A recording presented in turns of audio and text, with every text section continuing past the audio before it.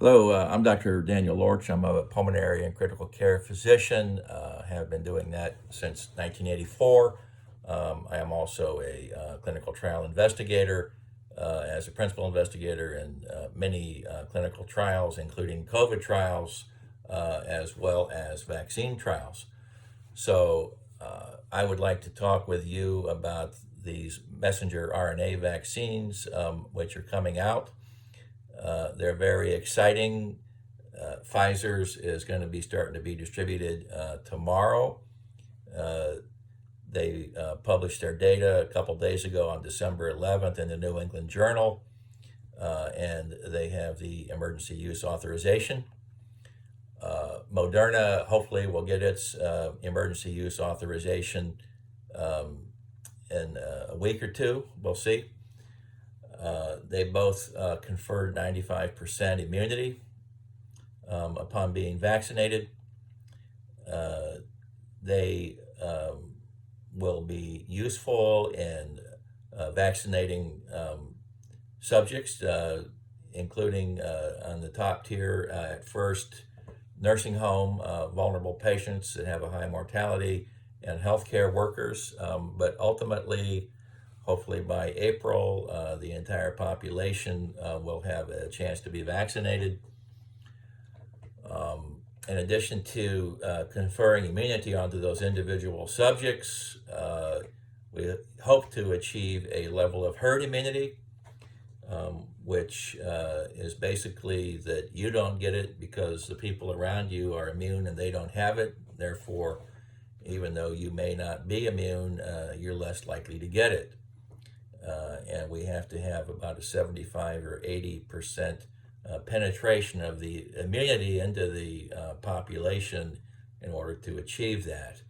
And if we can get that, we can get these rising numbers leveled off, and hopefully the vaccines will be a big jump start and help in achieving the herd immunity. So, what is an mRNA vaccine? It's a novel type of vaccine. They have not been used before. Um, Traditionally, when you have a vaccine, you sit and grow virus in a cell culture somewhere, which is very timely and time consuming, and then you inject little bits and pieces of that into the body, or maybe an attenuated live virus into the body, and then wait for the immune system to start having a response against it. What a messenger RNA vaccine is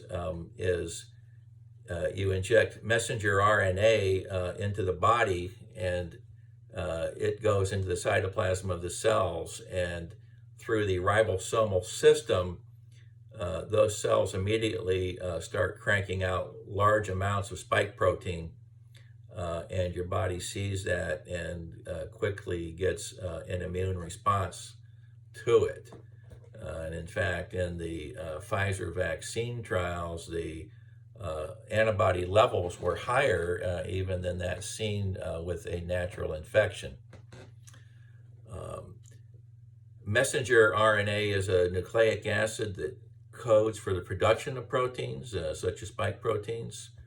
Um, in real life, in nature, it comes from interacting with the DNA in the nucleus. In this case, none of the injected mRNA goes into the nucleus or interacts with the DNA. It just stays in the cytoplasm, which is theoretically good from a safety viewpoint.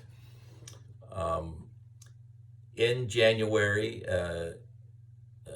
after we got the genetic sequence of the virus out of Wuhan, they started working on it. The pharmaceutical companies did, and here now in December, we are having a vaccine. So it's pretty amazing technology. All of the fact checkers back at that time said that it was impossible. But here we are. So It's very exciting. So I mentioned the Pfizer vaccine reported their data in the New England Journal on December 11th, and it was an RCT, or randomized controlled trial, prospective, which is what you need in order to be valid. A lot of things seem to make a lot of sense, but then when you test them on real people, it doesn't pan out. Therefore, we need what we call evidence-based medicine and prospective randomized controlled trials, which are the gold standard, and that's what this was. And the trial had two arms. Half of the people got the vaccine and half got a fake vaccine or a placebo. There were 27,000 people in each arm. It was a real-world study. They allowed HIV to be in the study. They allowed Hep C to be in the study.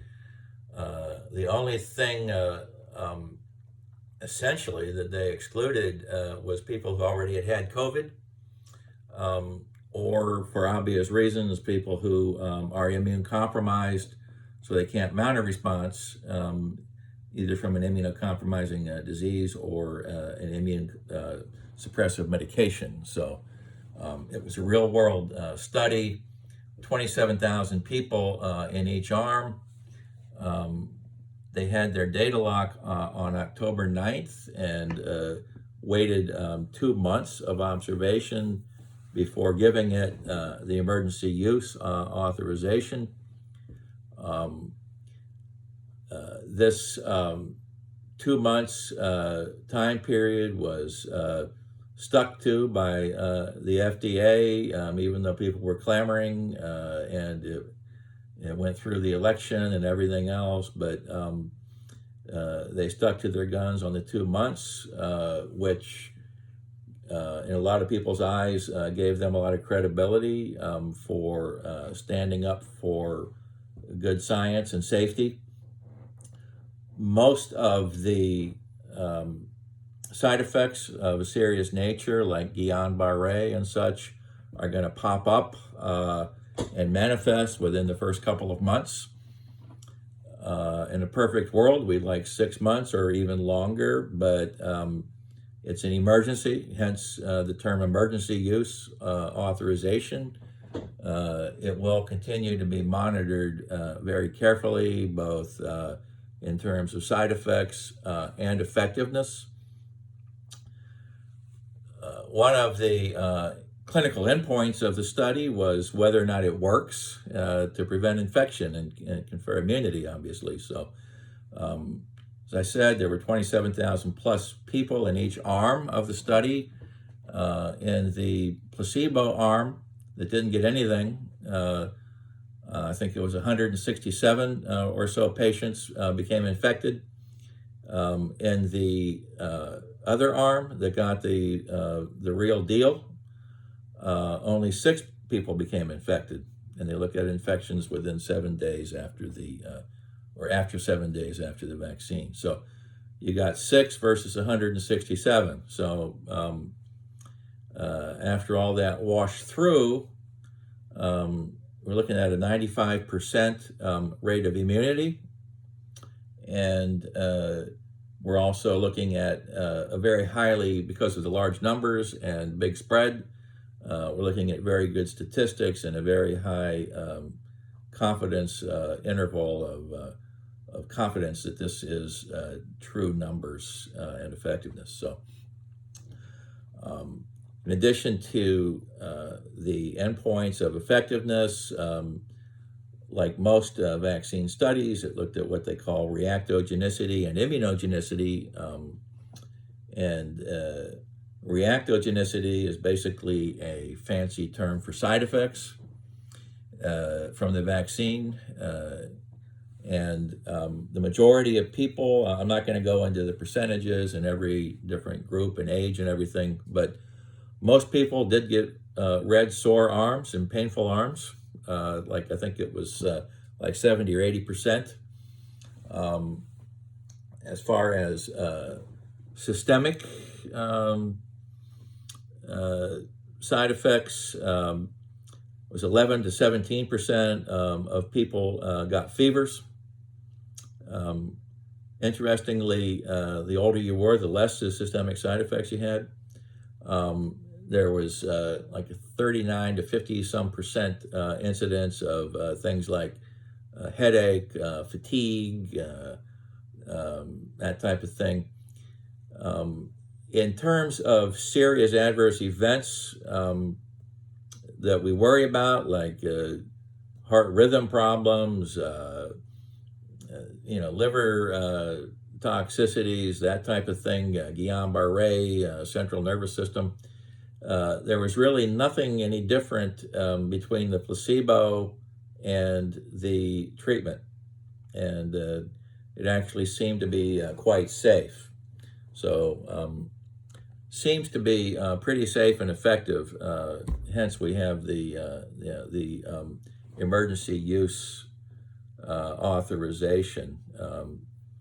Now, these messenger RNA vaccines have been around for a while. They've been studied in cancer. Or at least work for them has been ongoing, I should say. We're working more towards immunotherapy rather than chemotherapy for cancers. The immune system is very important in cancers. But in addition to, there's a couple of implications. In addition to just being able to vaccinate people for this emergency we're having, the fact that it works, it's a new technology. It's a positive proof of concept that it works. So as other pandemics or other things come down the pipeline in the future, we're better prepared to get vaccines quicker and get more experience with it. The other thing is mutations. For example, the flu mutates every year. We get a new flu vaccine every year. It's constantly changing and being vaccinated. Hopefully, we won't have to go through that with the COVID vaccine. It looks like it doesn't really mutate that much. But if it does, all that we need to do is to change the genetic sequence of the RNA to coincide with the new structure of the new spike protein and plug it back into the mechanism, the manufacturing, and it's like slipping out one cassette and slipping in another. They should be able to hopefully crank out updated vaccines for mutations, hopefully. So we'll see. It's easy for me to say, but they're pretty amazing, and that's the thought process of what can be done. Another unknown out there, we don't know whether it protects against contagiousness in viral shedding.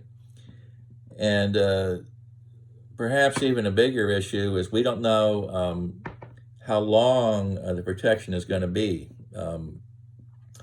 These infections that were being blocked by the vaccine were pretty acute infections, probably largely secondary to what they call the immediate antibody response. So they didn't get infected, but these cells were sitting there kicking out antibodies from the immediate vaccination. Once that dies down, what happens when you get exposed a year or 6 months from now? And, typically your own body's immune response and the vaccine is such that you become sensitized and your immune system becomes sensitized so that when you're presented with it later to an exposure to the antigen or an infection, you get this amplified, exaggerated response of immunity. And the way that memory immune system or that adaptive immune system works for down the road is through your cellular, what's called your cellular immunity with lymphocytes such as B and T cells. And it actually is pretty complex, but sort of a 30,000-foot view is that these lymphocytes recognize the antigen and grab a hold of it and present it to the immune system, and your B cells start to produce large amounts of antibody that from its memory, and other cells are recruited and involved, and you have this amped up memory response when you're presented later. And we do have some insight into that from the Pfizer study. They did look at cellular immunity and activated B cells and T cells and what they call helper T cells. And they looked like they were pretty jazzed up and activated. And, the experts in those areas, I think most of them feel that we are going to have more of a prolonged immunity, but we'll see. This is a pretty nasty virus. It's already thrown us some curveballs, so we'll have to see what happens down the road with that.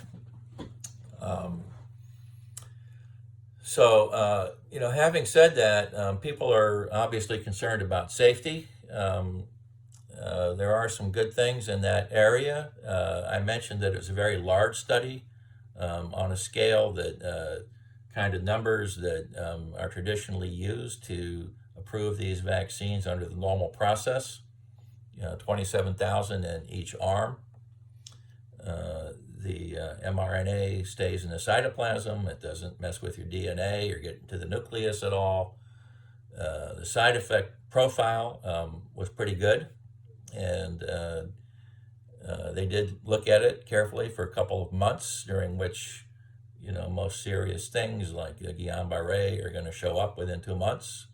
So hopefully the safety looks like it's pretty good. The Moderna and the Pfizer vaccines are pretty similar. They're just formulated a little bit differently, but they're both messenger RNA that codes for the spike protein, and they both confer about a 95% protection.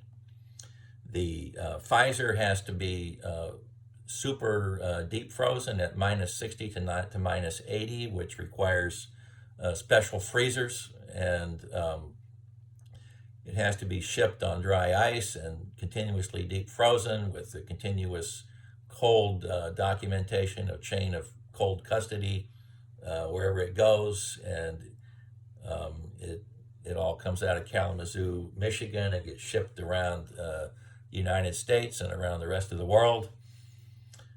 So it's a huge logistical headache. The U.S. military is involved, which is probably the foremost logistical people in the world. They run very complex campaigns and supply lines of very high-tech and complex and large things like halfway around the world. And then, of course, FedEx and DHL and other distributors are involved. I've always been amazed that you can put a FedEx in the drop box at 6:30 and it'll be anywhere else in the U.S. by the next day. So they're involved, and a lot of big players are coming to bear and getting this thing distributed around. I mentioned the hierarchy. Healthcare, nursing homes probably getting it this month. And hopefully by April, May, that everybody that wants it will have a crack at getting it. So it's all pretty exciting and interesting, and so I'm going to go ahead and break it off. If you have any questions or comments, you can go ahead and leave them in the Dropbox below, or you feel free to get a hold of me on the website, Teradan Clinical Trials website, and we'll go from there. Have a good evening. Thank you.